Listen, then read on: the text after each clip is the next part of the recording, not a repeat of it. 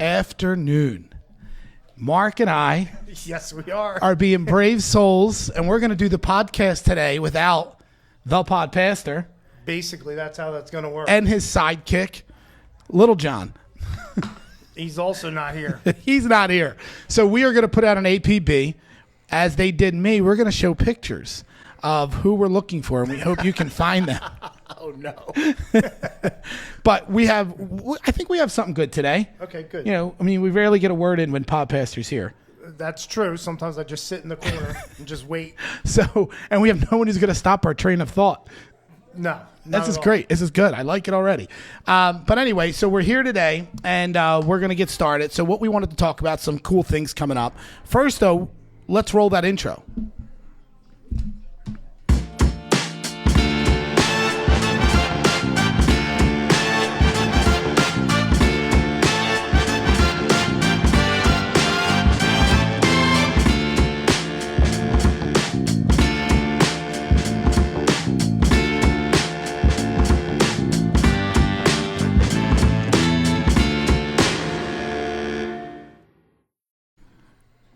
All right, and we are back. Welcome back. And we're excited. So one thing I guess we're going to talk about first is where they're at. Do you know where they're at? I thought that's the whole thing we're looking for. Oh, that's right. We're looking for them. We're looking for them. Yeah, we're They looking. disappeared. But no, No. they're going to be they're out there recording for the Easter play. Christian John is taking it on, and he looks tired today. He looks very tired. Yeah, Pastor announced he was going to be a very large Jesus. So. Oh, wow. Something- That's interesting. It's Well, gonna be the large part he already has. But he told us, he told everyone in the church not to laugh at him. Yeah, well, he's already large, I'm so. like, how are we not going to laugh? I did see a clip of him doing the play. Okay, did you? He's a very Italian-looking Jesus. Okay, that's going to be interesting. It's going to be very interesting. But yeah, so they're out recording, so that's kind of why Mark and I are going to take it in, so that way they can get done the important parts of that, so it's ready to go. And then we're going to keep going. So we wish them all the good timing and less edits that possible for them. But you look forward to that. It's going to be next 2 weeks. April 20th is when that is going to release on Easter Sunday. And looking forward to watching it. Chris Easter did a good Sunday, job. 12 p.m. And he did a good job with that last video, the movie was. that they I short really movie that liked they it. did. I thought he did a good job. So, what? Now let's go into the next topic. So I'm going to actually put Mark out here a little bit. Oh, no. And you brought up a good question. And you know, you were. I'm going to let you tell the story, but you were just telling it. So go into that. I got to tell the story again. Okay, so I was kind of a little disappointed I missed last week because I think last week you were talking about hearing from God. That was 2 weeks ago. Yeah, 2 I weeks wasn't here last week. Yeah. Okay, so that's the week I missed. Yeah.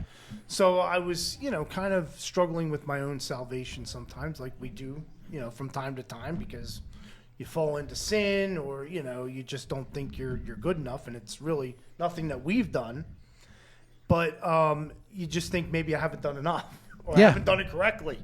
And so I was thinking of my own salvation, and I've been watching the movie David that's on Amazon Prime. Okay. There you go. I get confused which one it is because they use different ones. Amazon, Yeah, Netflix. Amazon Prime. I listen. It's not 100% biblical, but I love it. Yeah, It's great to visualize it. sure. It's great to visualize the stories we heard so much about. Yeah, and so and I look at somebody like Saul, and I say, well, he was at one time, blessed of God, but then he fell away. But then I'm thinking to myself, well, did he end up in heaven? And, and that was kind of my question.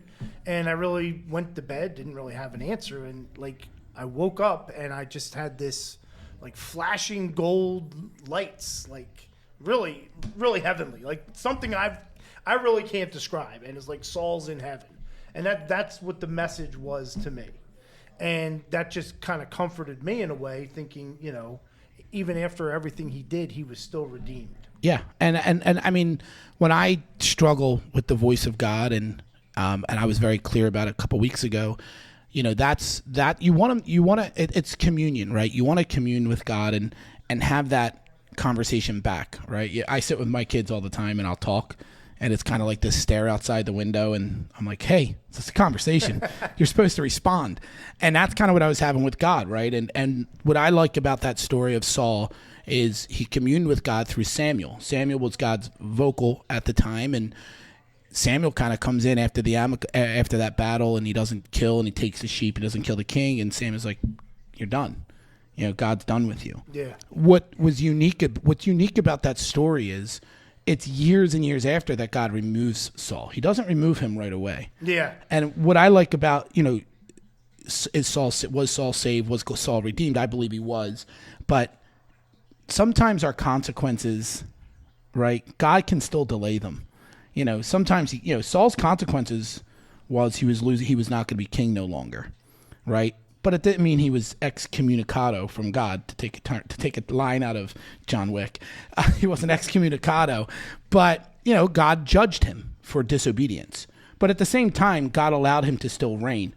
He loves David. He really turns to love David. Then he turns to hate David because I think he realized. But he loved David, and David had a lot of grooming from Saul, and God still technically used Saul. Yes. Right? He still used Saul, and it's intriguing that God can still use broken, God can still use consequences, God can still use someone who don't deserve to be used, and the whole point of it is it's God's story.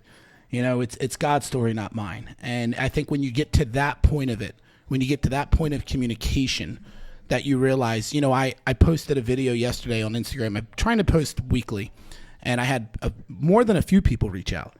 And we're encouraged, and we're like, hey, man, that's awesome. I had one guy I was never met before. Met him this week in Miami. He's like, dude, I looked at your page. Don't worry about the likes. Don't worry about the visuals. It's encouraging. Mm-hmm. And part of me was like, man, I don't want to post these videos. But then part of me is that's God's story. God gave me a story. I don't want this story that I have. I don't want the dirt. I don't want the... kind of like Saul, I don't want the mistakes to be well known. Yeah, sure. I'm sure he would. But it's not my story. Yeah. And it's God's. And you have that, right? I'm sure you don't probably like to talk about your daughter all the time. But it's a story that's not yours. Yeah, sure. And it's going to help someone. It's going to alleviate pressure for someone. It's going to lead someone to say, oh, wow, if he can do it. I'm in sales now, and I used to be in sales. I'm back into sales. And one thing that you always look at is when someone wins an award, you look at them like, how? How them? If they can do it, yeah, I can do it, right? So a lot. I do like that story of David. It's enjoyable to watch. So it's on Amazon Prime. Again, it's not 100% biblical, but sometimes being able to visualize it, they do a good job of Saul, his mental state, how he's tortured in his mental state. Yeah. I think that's phenomenal. So, but anyway, I have a quote, Mark, that I would like to get your opinion on.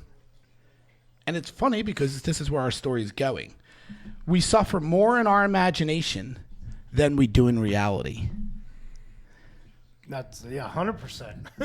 Definitely. And I think what I would like to talk about today is,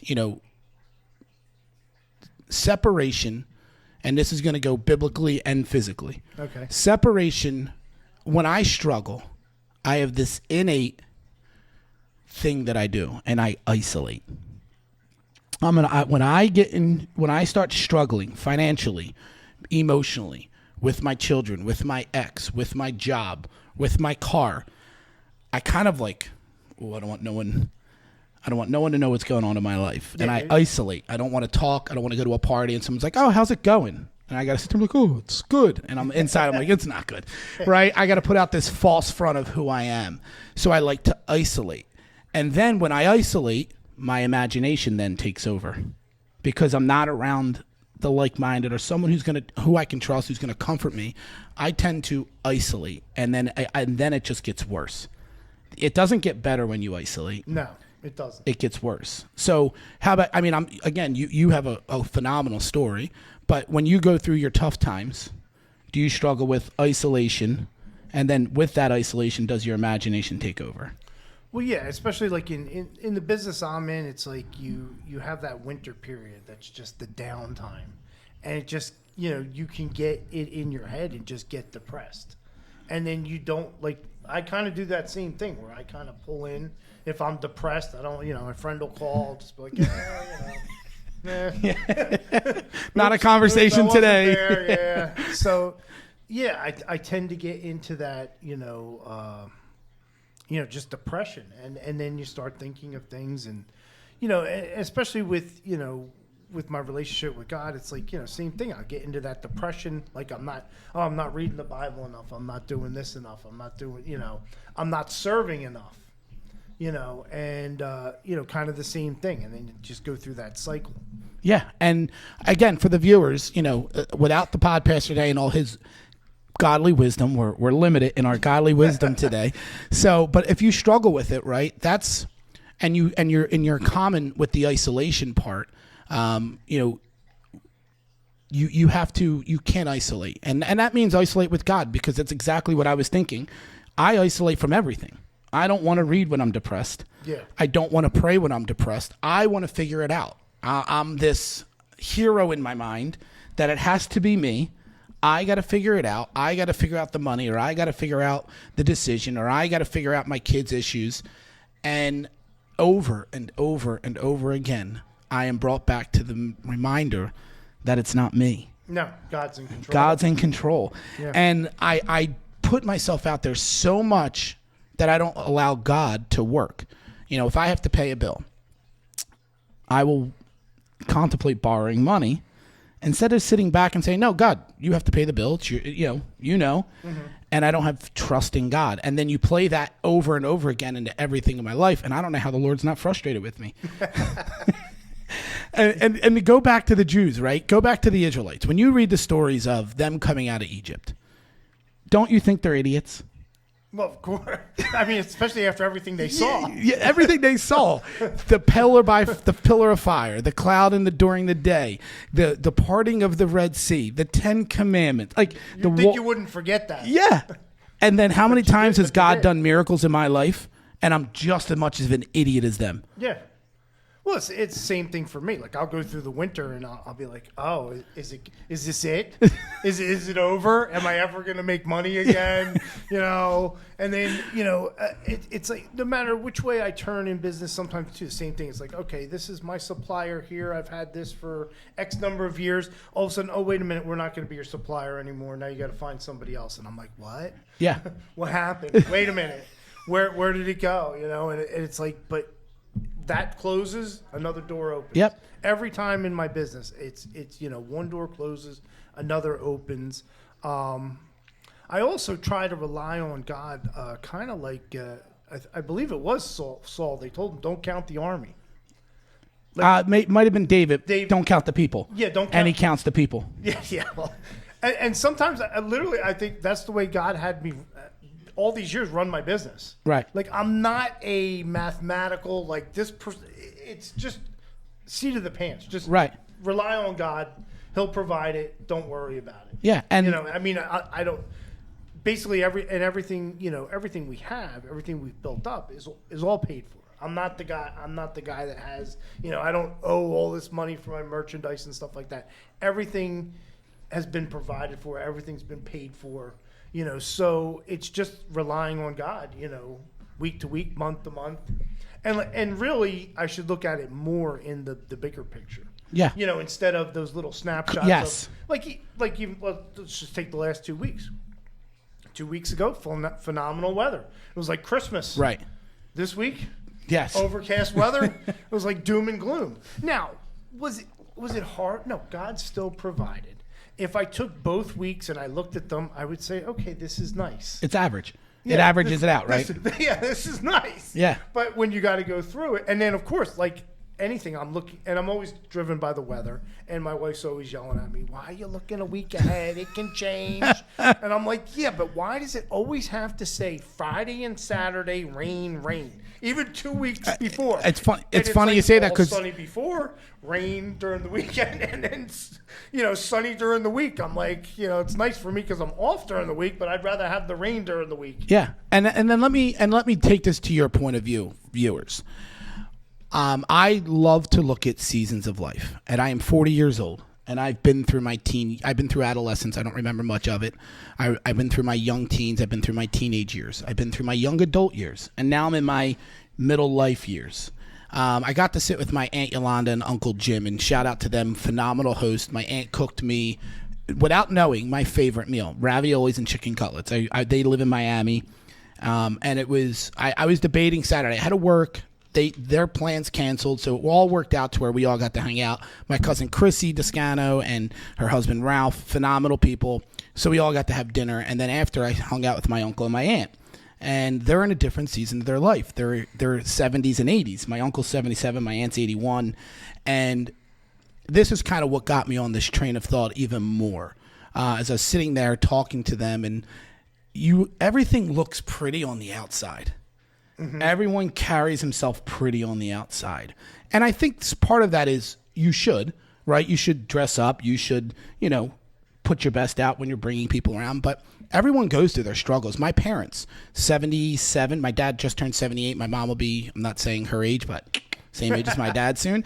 But again, they're all going through seasons of life. My dad just retired.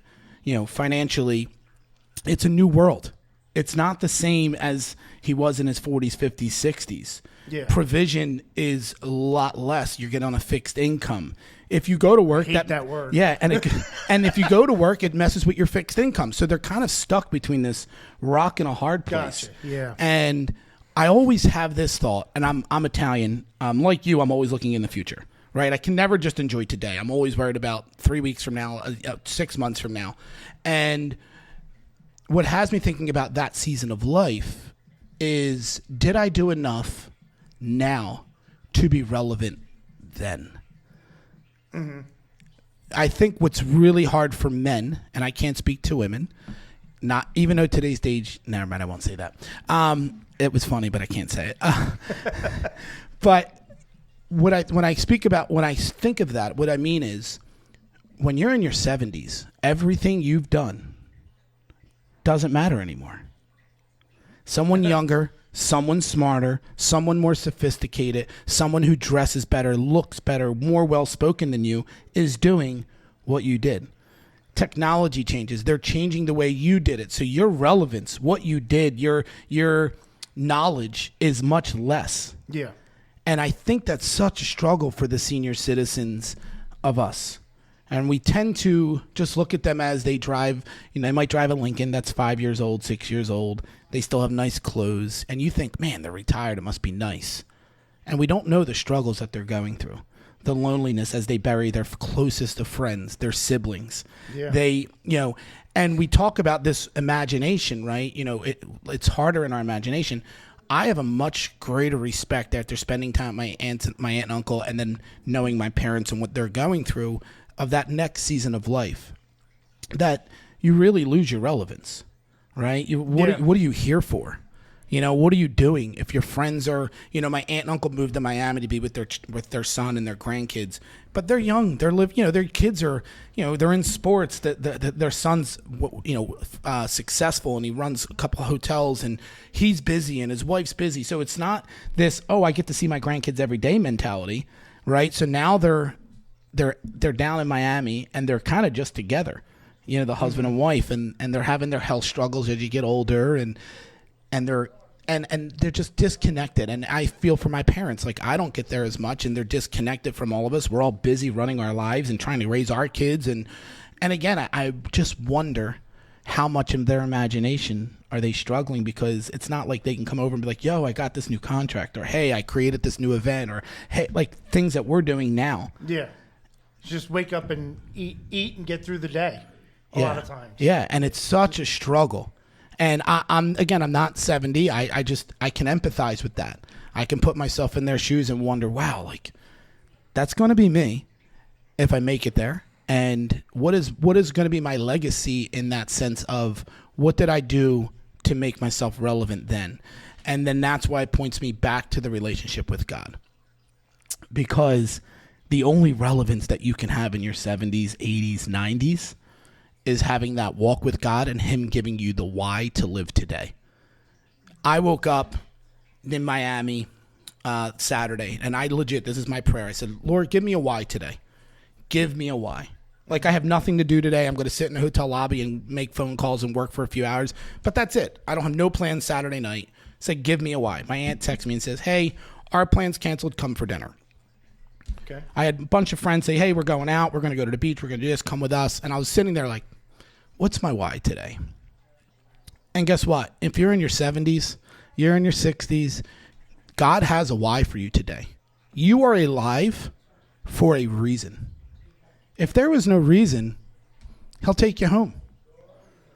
So I hope this encourages you in the sense that you have a why. You have a reason to wake up. Now listen, you have to be disciplined. You have to be open to hear God's why. You have to be willing to do God's why. It can be a little uncomfortable, but your why is very important. You are here for a reason. You are here to influence. You are here to help. You're here to save. You're here to do one of those things, but you can't do it, like you just said, waking up, eating, and trying to get through the day. No. And I think that's important for our older generation to hear from someone from their younger generation and not too far distant generation. What's your why? And I really hope that reaches you in your mind, that you dwell on it, that you actually ask God, commune with them and say, why am I here? Don't just sit in your house. You know, my uncle, he's been going to the VA, and he's starting to feel that it's a little bit rewarding to go to the VA, you know, and deal with younger men that have the same struggles as him or are going to have the same struggles as him. And I said, well, Unc, go volunteer then. Become a full-time volunteer. You know, and he says, yeah, man, like, I don't want to share his story because it was spoken confidence, but, you know, it just will push him to kind of have that why today. And then if you don't know God's voice, it goes back to that. You're not going to know your why. Yeah. You're going to flaunt, you're going to flounder, you're going to be out there trying to figure it out where God already has it. It's his perfect will for his why you're here. And if you don't know God, if you don't know his voice, then I would challenge you to ask. Again, you don't have to ask any of us. God's right there waiting for you to talk to him. I've heard so many stories of men and women who said, yeah, man, I just knew God wanted me. And I just said, hey, what do you want? And instantly the conversation started in the heart. And then and they profess a faith that, you know, that Christ is their one and only Savior, and that they believe that he died and rose again and he's going to come back again. So I'm young, I'm 40. I think I'm old. I hang out with my kids mostly. But that season's coming, and I want to make sure that this season that I'm in sets up the next season. And I'm really, really pushing myself to be uncomfortable, to do things that I don't want to do. Did not want to get up today. The weather was like, nah. Like you said, it's cloudy and rainy. Yeah. So, but how about you? So you're I don't want to say your age, but I'm assuming 50. Yeah, that's good enough. 50-ish. 50-ish. Ish. I'm 40-ish. What ish are you? Yeah. But you're in you're in your earning years, but you're coming to the end of your, not to the end, but you're in the middle of your earning years, right? So your earning years are going to start dwindling. I think God's voice is telling me I'm working to the end. At least that's what the bank account says. Yeah. So, but I get when do you struggle with that? Like, do you struggle with the forethought of like, oh man, am I doing this when I'm 75? What am I doing when I'm 75? What do I have to pay it off when I'm 75? How do I know all of those conversations as you get closer to 70, 75 that me at 40 is not even thinking about? Well, the problem was when I was younger, I didn't think about those things. We literally just, lived paycheck to paycheck. My daughter, who passed away, Sherry, all our children were into racing, motocross, which was very expensive. And we just kind of went all out. We had the motor home, we had the motorcycles, we'd go to the races. I mean, we basically just spent whatever came in, we spent, and then some. Wow. And, we learned a tough lesson down the road on that. And, I think I look now and I'm like, because I've only planned, 2010 was when I started my business, like full time. That's when I started mine. So that was when, I started building it up and then started, now I've done some savings and stuff like that. So, I really, basically when I was 40-ish, that's when I started planning for, for future retirement. So, and some things have happened recently too that have also helped to, kind of stabilize the financial aspect. So yeah, it's a matter of working now I just don't ever see myself not working. Yeah. Especially in the business I'm in, because you could scale it down to something small, something easy. As long as I'm healthy or my wife's healthy and we're able to get out. I mean, I've seen guys in my business in their 80s, 90s. Right. I mean, and unfortunately, doing it all these years, yeah, I've known guys, all of a sudden, where is he? Oh, he passed away. So, I mean, I don't worry about it. Right. I do start to plan to save because I think you should, but I don't sit there and go, oh my God, what's going to happen in the future? I just figure God's going to take care of it. Good. Yeah. And again, and he has. Yeah. And I would say to that, a lot of times me in my 40s, I'm healthy. Thank God. I'm strong, but I've now seen the unhealthy. I've seen the accidents. I've seen the, oh my goodness moments, the cancer diagnoses. Yeah. And I know if that happens, God has me. I truly believe God will he'll supply. I don't know how he will.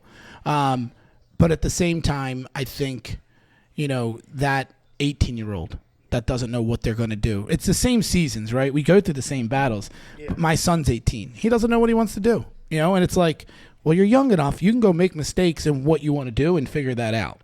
Right? They're the mistakes you want to have. They're the mistakes that I think I want to do this. Nope, no, I don't. I want to go do this. If I were to stay in my lane, come on. It's about time. We found one. There he is. Here he is. Hello, everybody. I hope this episode is good.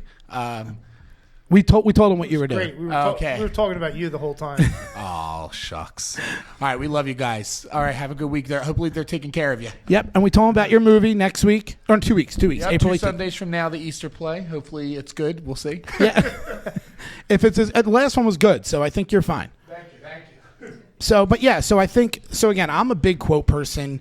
I did a video yesterday on social media. Mark don't follow me, so he didn't see it. But Thanks. That's really nice. I wasn't invited to follow you, Dan. It's social media, Mark. You can request. I didn't know it existed. But I did a video yesterday on... I'll watch it tomorrow. Thank you. Don't do it today. But I did a video today about the battle that I have in my mind. And I have all these intentions to be motivated. This podcast motivates people sometimes, right? Or it intrigues their mind. But how much motivation creates action? How much motivation do you need to create action? And to tell you the truth, I wake up today at like 8 a.m. It's my sleeping day, and church is at 10:20, and I'm like, yeah, I don't want to go. And I'm sitting there in my brain contemplating, you just did a video on motivation. How much motivation creates action? And I have this newfound that it's not motivation, it's discipline. It's doing the things that I don't want to do will then create my own motivation to do it again. Don't you know the service was for me? I legit thought Pastor Clark was just looking at me in a room by myself counseling me. He was. That's what he told me. Yeah. Just kidding. It was perfect. I was just sitting there like, yep, this was for me today. It was a challenge. It was not like a comforting sermon. It wasn't like, rainbows and Skittles. It was legit, hey, and he preached on how much do you love God? And, do you love him more than this? Do you love him more than this? Do you love him more than this? And I was just sitting there like, wow, okay. Happy I was disciplined enough to get out of bed. And then I'll be challenged again tonight at 5:30 when I know I have to go to church. And I'll be sitting there waking up from my Baptist nap, wondering, man, it's cloudy out. I have a long week. And again, I have this, our minds are so funny, because the same mind that tells you to take off today is the same mind at 9 o'clock that'll tell you you're an idiot for taking off. You shouldn't have pushed it off. You shouldn't have did it. It's like crazy. It's like this bipolar thing in my brain where the left side tells you this, you listen to it, then the right side beats you up at 9, 10 o'clock at night when it's time for bed.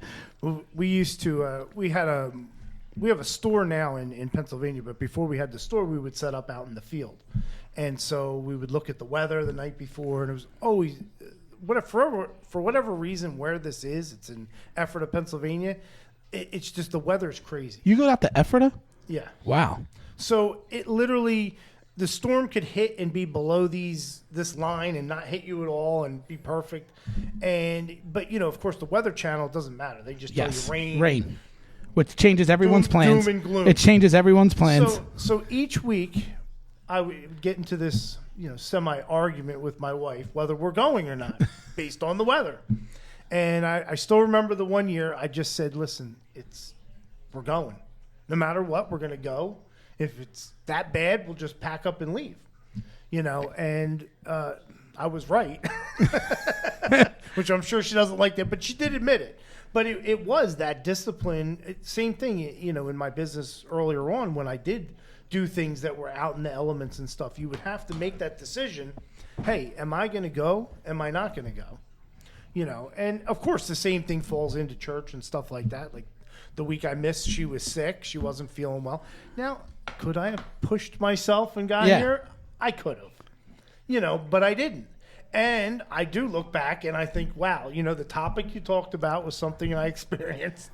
God's sitting there saying, see, you should have had the discipline. Yeah, because you would have been able to put in because you were going through it as well. Yeah.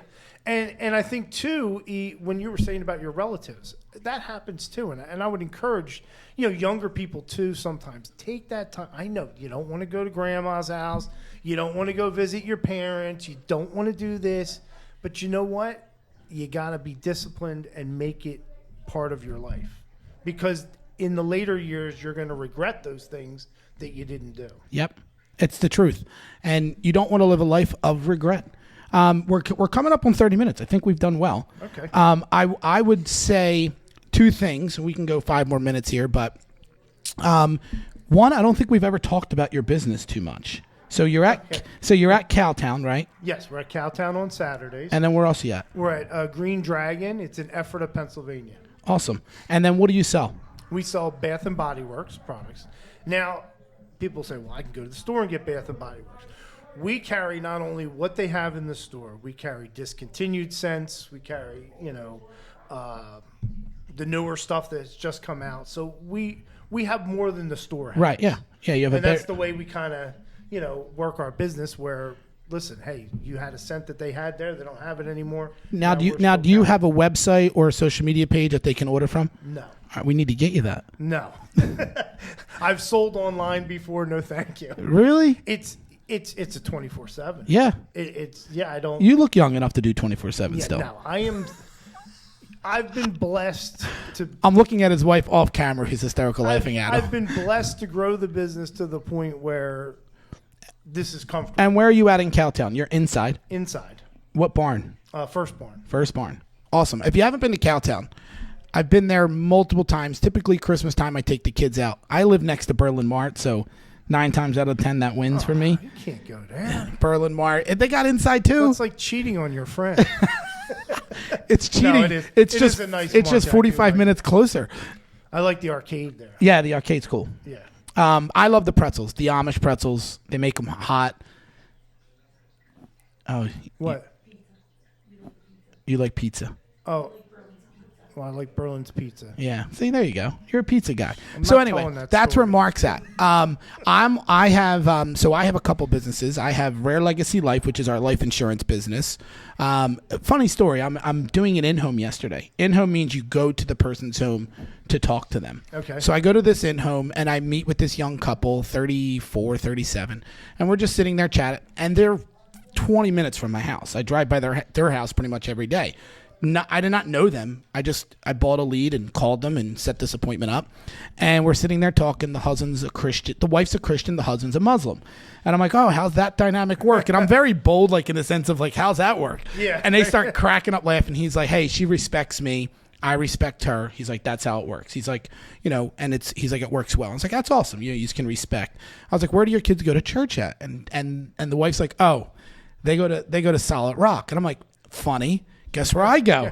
They're like, no way. I was like, I go to Solid Rock. They're like, we love, and even the husband, he's like, we love their bus ministry. He's like, they're faithful. They're always here. Our kids have a great time.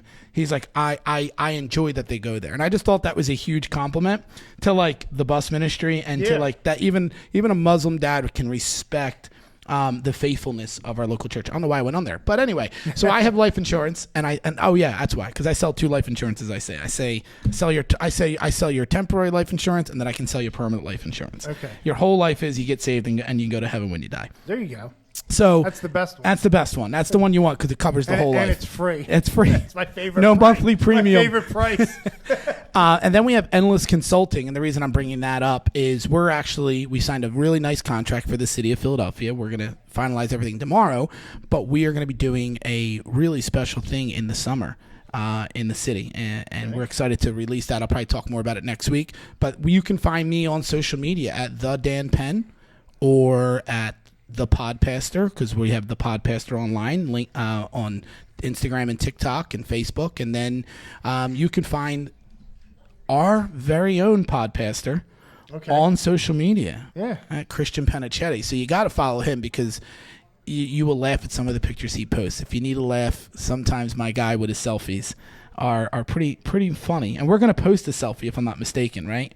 Oh, yeah. We have a selfie. I've got a good one. Yeah, yes. We have a good one. So, and that's what I'm pretty much building up to, is the fact that we're going to release this selfie at the end of the video. Make sure you like it. Make sure you comment. You know, he works hard to make sure that he looks good in these selfies. So we want him to get all the love that you guys are going to give him. I'll leave you with this, Mark, and then I'll let you close.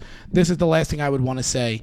If you think you're too small to make a difference, and this goes for 18 years old, 15 years old, all the way up until 95.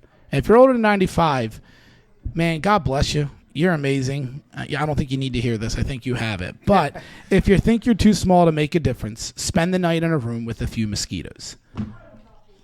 There you go. Right? You know, they can make a difference, don't they? You have one mosquito in your house, and man, that sucker will bother you and bother you. And I hope that means something, because you're never too small for God to use. Mark, all you. All right. Everybody take care. Like, subscribe, share. All that other stuff. Yep. You won't find me on social media because I like to hide. He's an isolist. I'm an isolist. Awesome. Thank you so much. We missed the Podpastor. We missed Lil John, even though he made a little bit of an appearance. He made an appearance. Yeah, but again, look out for the video. Christian will post it. He'll post it on Instagram. He'll post it on our YouTube channel. But the Podpastor is where you're going to find it. It'll come out the Sunday night after the Easter. And then last thing, we're going to have a schedule change. Yes, I heard about Yes, that. all right, good. Just Even want to though make I sure. heard about this schedule change, it didn't change because we're here. We drove 40 minutes, right? And then we get here and Podpastor says, I think we're canceling today. We were like, no, you're not. Yeah. You're not canceling. We're going to every other week. Yeah, so we're going to switch to every other week after next week. So next week, we're going to have the Podpastor. And then Easter week, we are not. We'll probably release the movie that Christian does, and then we'll be back the following week. And then we're going to go to every other week, kind of just to alleviate some of the pressures of driving and the time constraints on Pastor. He has a lot of things going on with funerals and counseling and his family, and with Christian John doing movies. So that's what we're going to do. All right. Well, thank you so much. You guys have a great week, and you mean something. Take care.